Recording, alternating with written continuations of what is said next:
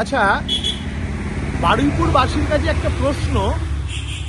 আপনারা প্রত্যেকেই বারুইপুর হসপিটাল তার সামনে থেকে যান, একটা দুর্গন্ধ পান তো? আমরা তো পাই। আমরা প্রতিদিন প্রতিনিয়ত বারুইপুর মহকুমা হসপিটালের সামনে যে ডাস্টবিন, যেটা সযত্নে বারুইপুর পৌরসভা বানিয়েছে বারুইপুরের মানুষকে দুর্গন্ধ শোকানো, সেটা নিয়ে আমরা অভিযোগ জানাচ্ছি। তারা বলছি কর্ণপাতই করছে না। আশেপাশের দোকানদারদের ব্যবসা বন্ধ হতে চলেছে। তার কারণ হচ্ছে সেই দুর্গন্ধের জন্য সেই দোকানগুলোতে লোক যাচ্ছে না, মানুষ হেঁটে পার হতে পারছে না।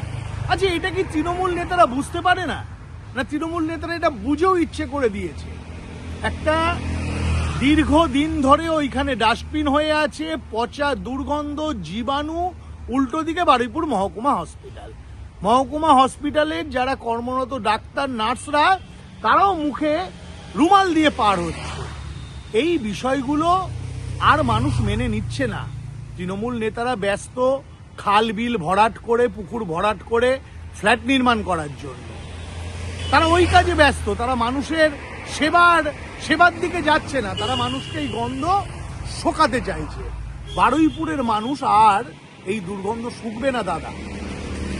সময় এসে গেছে, অপেক্ষা করুন। আর বারুইপুরের মানুষ বিষয়টাকে চিন্তা করুন। ধন্যবাদ।